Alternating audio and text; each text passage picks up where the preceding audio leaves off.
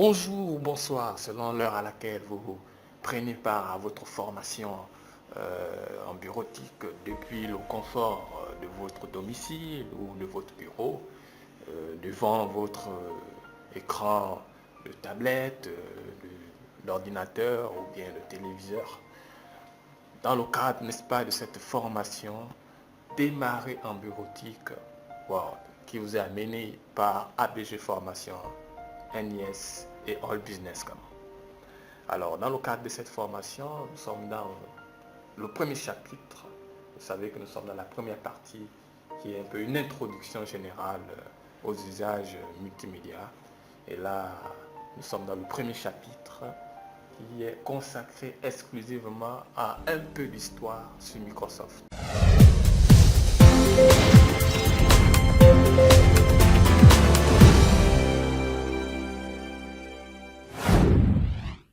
Pourquoi un peu d'histoire? Parce qu'il faut toujours quand même avoir un point de départ, connaître un peu l'environnement dans lequel travailler, l'esprit dans lequel cet environnement a été conçu, qui peut, n'est-ce pas, aider aussi dans la préhension, dans la compréhension et finalement dans la maîtrise des outils que nous serons utilisés, nous serons amenés à utiliser venant donc de cette entreprise icône Microsoft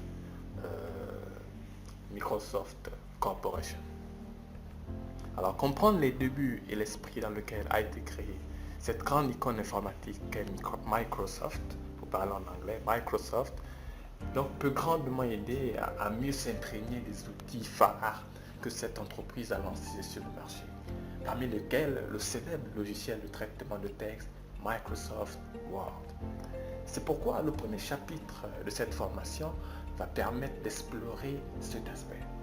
Pour ce faire, nous allons dans un premier temps voir le parcours historique de Microsoft depuis sa création et ensuite les différentes versions de son système d'exploitation.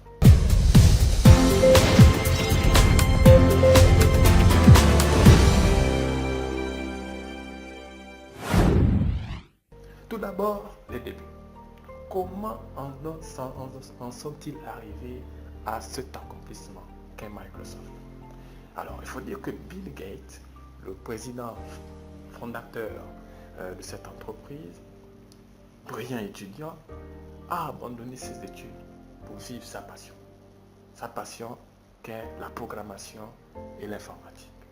Alors, Microsoft a commencé à rentrer de l'argent avec un premier produit qu'ils ont lancé qui s'appelait Basic. C'était un programme pour ordinateur donc, qui était utilisé pour le tout premier micro-ordinateur comme l'Alter ou l'Apple II de la société Apple que tout le monde connaît aussi, qui a démarré aussi à peu près à la même période. Alors Microsoft a eu ensuite l'opportunité de fournir le système d'exploitation avec ce qu'on appelle l'IBM PC en 1981. Donc là on est en 1981 dans les années 80. C'est le début du premier cycle financier d'extension et de conquête de Microsoft. Microsoft va en tirer sa première puissance financière et sa première grande base de clients équipée de son système d'exploitation MS-DOS. Ensuite, pour créer ce qu'on connaît aujourd'hui comme Windows et l'améliorer sur une période de 10 ans. Alors, ensuite, ce nouvel empire sur les systèmes d'exploitation graphique va remplir le tiroir caisse à l'aide de ce qu'on appelle Microsoft Office, qui est en fait un programme, un logiciel qui est consacré aux outils bureautiques en fait, qu'on connaît aujourd'hui, Word, Excel, PowerPoint, Publisher, etc. Alors donc ils vont encore renforcer leur plan commercial grâce à ces produits-là. Car aussi, il faut le rappeler, lorsqu'on met en place un système d'exploitation pour un ordinateur, il faut mettre des programmes, il faut mettre des applications qui soient utiles. Et des applications comme Word, comme PowerPoint, ce n'est plus à démontrer d'utilité aujourd'hui, tant le plan personnel que professionnel. Alors, pour Microsoft faire sa révolution Internet, parce qu'à cette époque aussi, ils se sont investis sur l'Internet et ils vont développer un autre produit est très connu, c'est-à-dire l'Internet Explorer, qui est le navigateur web, ce logiciel, ce programme qui permet de pouvoir aller sur Internet, de pouvoir explorer Internet. Donc ils ont lancé Internet Explorer, ils ont mis des bouchées doubles pour développer, pour perfectionner ce outil phare en 6 ans pratiquement. Et ils ont aussi développé d'autres produits Internet, tels que les serveurs web, les accès FTP. Les techniciens, un peu plus tard, vous connaîtrez à peu près à ce que cela représente. Au lieu donc d'un ordinateur livré avec un système d'exploitation écrit et adapté pour lui, comme c'est le cas pour ceux qui utilisent les ordinateurs Apple ou bien les stations Sun sous le système de développement Solaris, c'est des termes un peu techniques que vous connaîtrez certainement un peu plus prochainement dans le cadre d'autres formations. Microsoft, lui, il va développer un système d'exploitation pour une multitude de combinaisons de matériel. Alors, en comparant avec le monde automobile, cela reviendrait à dire que Microsoft aurait par exemple fabriqué des voitures qui s'adaptent à autour de n'importe quel moteur fabriqué depuis les années 50. C'est imaginé. C'est-à-dire vous faites une voiture vous mettez n'importe quel moteur, elle démarre. C'est un peu le même concept avec lequel Microsoft a développé ce système d'exploitation. En fait, concrètement, ça veut dire que, à part IBM, il y avait d'autres constructeurs d'ordinateurs tels que Dell, tels que Compaq. Et pour tous ces constructeurs, Microsoft a eu la clairvoyance de mettre en place un système qui soit ouvert, qui ne soit pas fermé comme les systèmes Apple ou bien Sun Microsystem. Alors, voici à peu près, de façon simple, résumée, un petit aperçu des débuts de Microsoft.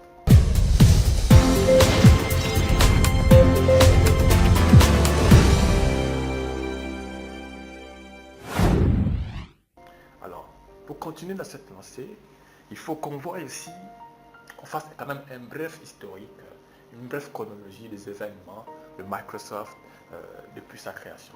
Alors, il faut dire que 1975 date le top départ de cette grande entreprise, car c'est la date de création de Microsoft. La société a été fondée par 2 étudiants de Harvard, donc Bill Gates et son grand ami, son grand pote, Paul Allen. Alors, en 1980, IBM, qui est un grand leader dans les gros ordinateurs de l'époque, s'apprête à lancer son premier ordinateur personnel. Il faut préciser que dans les années 80, dans les années 70, il n'avait pas accès à l'ordinateur tout le monde. Le concept d'ordinateur n'était pas une technologie à la portée de vous et moi, citoyens lambda. C'était des technologies utilisées par des grosses organisations, des grosses multinationales, des gouvernements, voilà, des États. Donc à l'époque, c'était une technologie qu'on ne pensait pas qu'elle allait être grand public en fait. Alors, mais malheureusement, ou bien heureusement, certains ont eu la pensée que ça pourrait enfin arriver dans les salons des individus. Alors, ayant compris cela, IBM s'est dit, bon, on va se lancer aussi dans ce marché de l'ordinateur personnel, ce qu'on appelle le PC. Mais en voulant se lancer dans ce projet, IBM n'avait pas de système d'exploitation. Alors qu'est-ce qu'ils font? Ils font un arrangement avec Microsoft qui va se charger donc de la mise en place de ce système d'exploitation. Alors Microsoft va élaborer ce système et il va donc l'appeler MS-DOS. Alors, mais un homme d'affaires avisé de l'époque, le jeune Bill Gates, va s'arranger à négocier une affaire avec le mastodonte IBM pour toucher une part sur chaque IBM PC vendu plutôt que de vendre son système d'exploitation d'un coup comme ça à IBM. Alors il va réussir à avoir cette négociation et là on est dans les années 80. Ça marque donc le boom, la première réussite commerciale pour la jeune entreprise Microsoft. Alors au milieu des années 80, donc on est dans les années 1984, 1986, il va se produire, on va dire, un mini séisme. Parce que dans cette période, en 1984 précisément, la grande entreprise concurrente, on peut dire, de Microsoft à cette époque, Apple, va lancer le Macintosh que tout le monde connaît aujourd'hui. Le Macintosh qui est incontestablement le premier ordinateur avec une interface graphique, un design graphique plutôt épuré et élaboré pour l'époque. Alors, face au lancement de ce ordinateur hors norme, Microsoft de suite doit comprendre son retard et va décider de contre-attaquer en faisant évoluer aussi son système d'exploitation MS-DOS. Et donc, ils vont lancer, cela va donc conduire à lancer ce qu'on appelle aujourd'hui, ce qu'on reconnaît aujourd'hui comme étant le système d'exploitation Windows sous sa forme actuelle. Alors en 1986, ils vont donc lancer Windows 1 pour essayer de concurrencer l'univers Macintosh. Alors bien que moins performant, il faut dire qu'un PC à l'époque valait 2 fois moins qu'un Macintosh. Donc la même année, Microsoft, lorsqu'il va entrer en bourse, va donc faire devenir ses fondateurs milliardaires le même jour. Donc Bill Gates et son ami Paul Allen deviennent milliardaires lorsque Microsoft rentre en bourse. Il faut dire que donc aujourd'hui, pas moins de 12 000 employés de Microsoft sont aujourd'hui millionnaires en fait. Voilà, là nous sommes dans les années 1984-1986. Il faut aussi dire donc que IBM, qui a longtemps, durant cette période, dominé le marché des ordinateurs personnels finalement, avec cette position donc dominante d'IBM, Windows va devenir un standard et va régner, et règne même depuis plus de 30 ans aujourd'hui sur le marché des ordinateurs. Pendant ce temps, il faut dire que Microsoft ne s'est pas contenté de son seul produit qui est Windows, et ils ont lancé aussi divers logiciels avant-gardistes qui eux aussi dominent dans chacun de leurs secteurs encore aujourd'hui. Comme par exemple la suite bureautique Office qui est intégrée dans Windows. Il y a aussi Internet Explorer. Il y a aussi dans le domaine des loisirs des productions telles que la Xbox, telles que les tablettes PC, etc. Donc voici un peu un historique résumé des faits, des grandes dates, des grandes lignes qui ont fait Microsoft depuis sa création en 1975 à nos jours.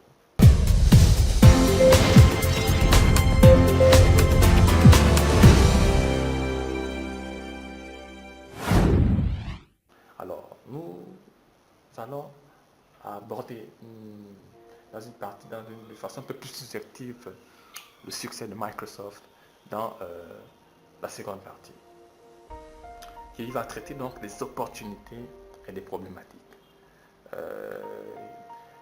que Microsoft a su saisir pour encore renforcer et consolider sa position aujourd'hui. Alors, qu'est-ce qui fait de Microsoft une entreprise visionnaire? 2 choses. La première chose, c'est que Bill Gates a compris avant tout le monde qu'un jour, tout le monde aurait son ordinateur et que l'informatique ne se destinerait pas éternellement qu'à certaines personnes physiques ou morales, certaines organisations. Très spécifiques en fait. Donc la stratégie de Microsoft va s'orienter, va s'articuler, va s'arc-bouter autour de cette réalité. Et donc va s'adapter en conséquence.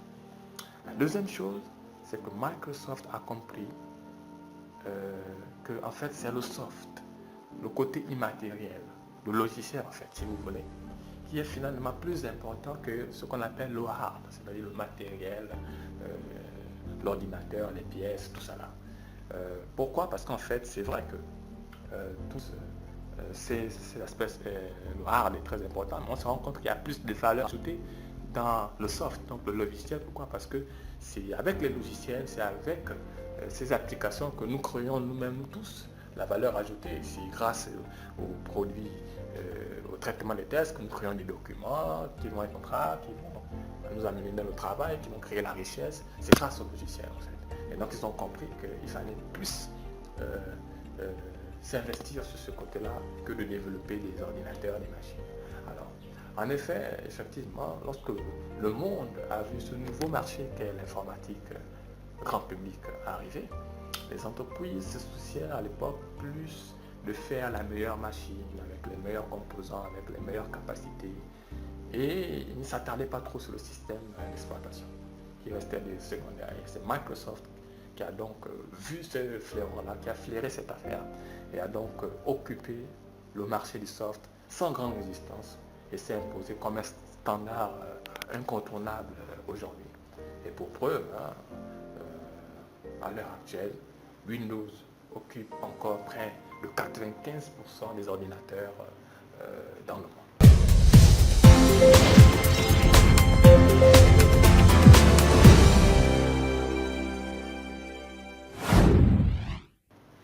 Alors, nous allons voir aussi une petite historique des différentes versions Windows, donc le système d'exploitation Microsoft, que Microsoft a lancé depuis sa création en 1961.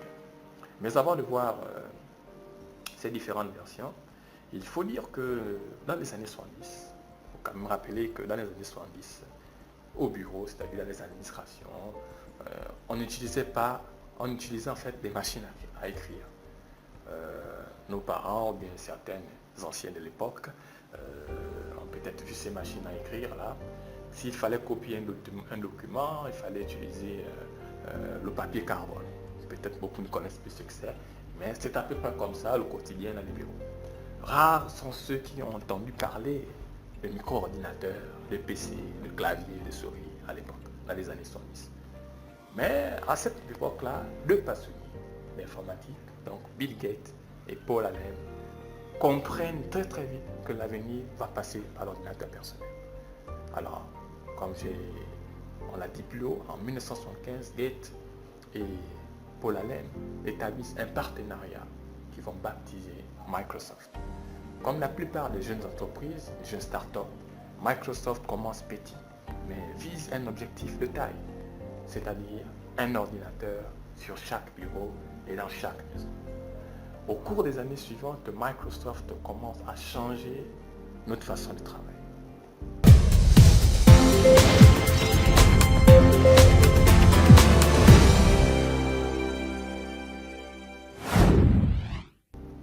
Alors, les débuts, cela nous amène donc à voir les débuts du système d'exploitation, donc des versions des produits lancés par Microsoft.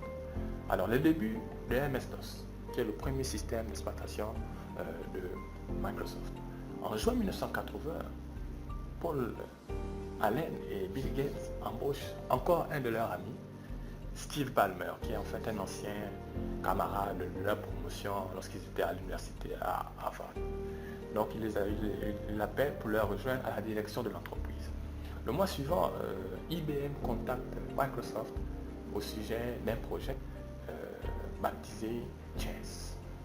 Donc en réponse, Microsoft se lance dans un nouveau système d'exploitation, c'est-à-dire le logiciel qui gère ou exécute le matériel de l'ordinateur et qui sert à faire le lien entre le matériel et les programmes de l'ordinateur, comme par exemple un traitement de texte, Microsoft Word, PowerPoint, Excel, etc. Alors, il s'agit de la base sur laquelle un programme informatique peut s'exécuter. En fait, là, nous sommes vraiment dans le début de l'exploitation, du système d'exploitation de l'ordinateur, la conception même. Alors, ils appellent ce système-là MS-DOS. C'est le premier système d'exploitation d'ordinateur réellement connu à travers le monde entier. Là, nous sommes en 1980. À la sortie donc de l'IBM PC, qui est l'ordinateur personnel créé par IBM, qui exécute donc ce programme MS-DOS créé par Microsoft en 1981, le grand public va découvrir un tout nouveau langage. C'est-à-dire qu'à cette époque-là, l'accès à l'ordinateur n'était pas aussi facile comme aujourd'hui où vous cliquez sur des menus, des images, des icônes. Quand il fallait accéder à une ressource de l'ordinateur, il fallait taper des lignes de code sur un écran noir avec un grand C, une barre. Voilà. C'était vraiment très archaïque. C'était pas un environnement qui allait séduire beaucoup de personnes aujourd'hui. Voilà. Donc, mais malgré cela, MS-DOS est efficace. Mais se révèle quand même, comme je le disais, très difficile à comprendre pour la plupart des gens. Alors, ça a quand même donné à réfléchir, à mieux élaborer ce système. Surtout que, comme je l'ai dit plus haut, l'autre concurrent à côté, Apple va lancer un ordinateur, mais alors là, exceptionnel pour l'époque, le Macintosh. Là, on est en 1984. Alors, depuis lors, avec ce déclic qu'est le Macintosh, Windows a donc amélioré son premier système qui est MS-DOS et va lancer différentes versions.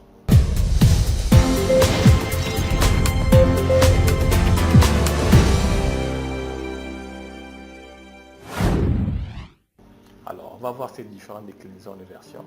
Il y a d'abord eu le Windows 1.0, donc le tout nouveau Windows, nouvelle version.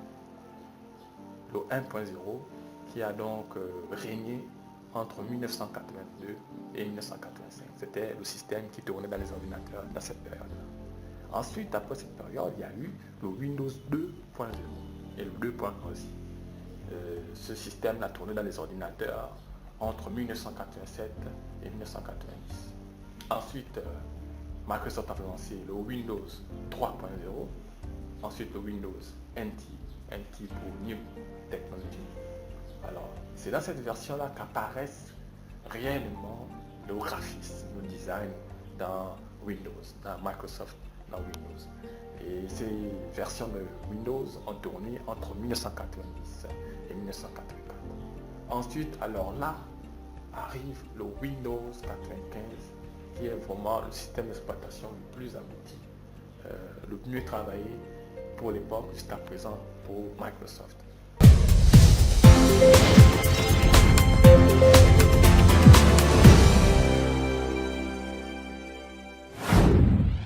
Ce système d'exploitation est sorti effectivement en 1995 et là, il a fait arriver le PC, l'ordinateur, à maturité pratiquement.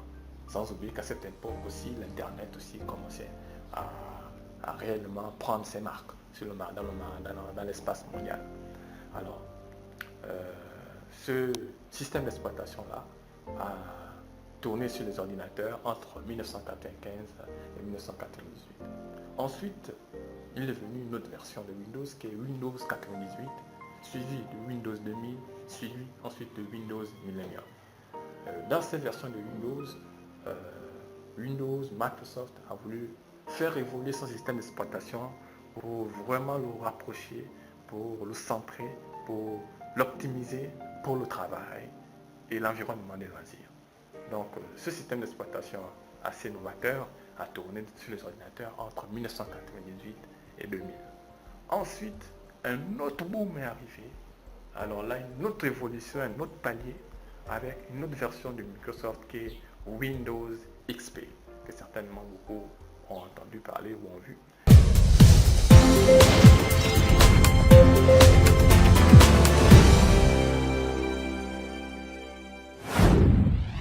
Alors, ce système d'exploitation-là a marqué vraiment toute une génération d'usagers de par sa stabilité, de par son ergonomie, de par sa rapidité, de par son design aussi, et vraiment de par son graphisme. Donc, tout cet émerveillement-là a vraiment marqué les utilisateurs de Microsoft. Et ce système d'exploitation-là a tourné dans les ordinateurs entre 2001 et 2005. Ensuite, après XP, il y a apparu une autre version de Windows qui est Windows Vista, qui a mis l'accent sur la sécurité des données, la sécurité des utilisateurs. Ce système-là a été aussi il a connu un certain succès, mais il n'a pas trop souvent été automatiquement adopté parce que déjà il faut dire que les gens étaient très marqués à l'époque par le Windows XP et donc pour que le Windows Vista puisse convaincre, il fallait vraiment qu'ils mettent le paquet parce que les gens, à la moindre hésitation, préféraient revenir à Windows XP qui avait une certaine stabilité. Alors, ce système-là a tourné sur les ordinateurs entre 2006 et 2008. Ensuite, après Windows Vista, est apparu un palier important pour Microsoft qui est Windows 7. Windows 7.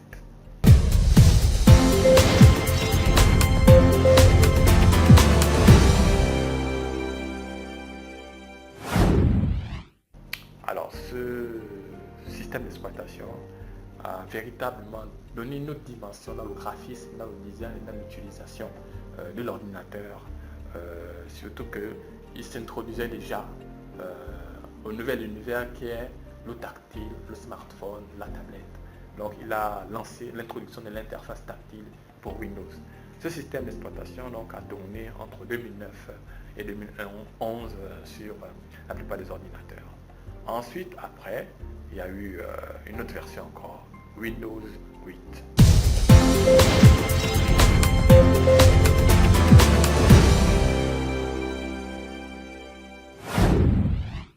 Alors, cette version de Windows a réellement marqué un tournant parce que avec cette version, Microsoft a tout de suite pris une tendance, a pris tout de suite un virage pour réellement ne pas rater l'entrée dans l'univers, le monde de demain que doit constituer ce qu'on appelle aujourd'hui les smartphones, les tablettes, etc. Donc c'est un nouvel univers, il faut donc s'adapter et Windows a sorti donc, Microsoft a sorti donc ce Windows 8 qui réellement fait déjà référence à ce nouvel univers. Et ce système-là a été lancé en 2012, Windows 8, et tourne jusqu'à présent. Mais il faut quand même marquer que aujourd'hui, pour présent, depuis pratiquement 2013, Microsoft a lancé donc le dernier Windows en date qui est le Windows 8.1 et avec réellement ce Windows, une fois de plus la transition de virage est de plus en plus poussée vers le monde de l'univers des tablettes, donc en mixant tablettes, smartphones et PC.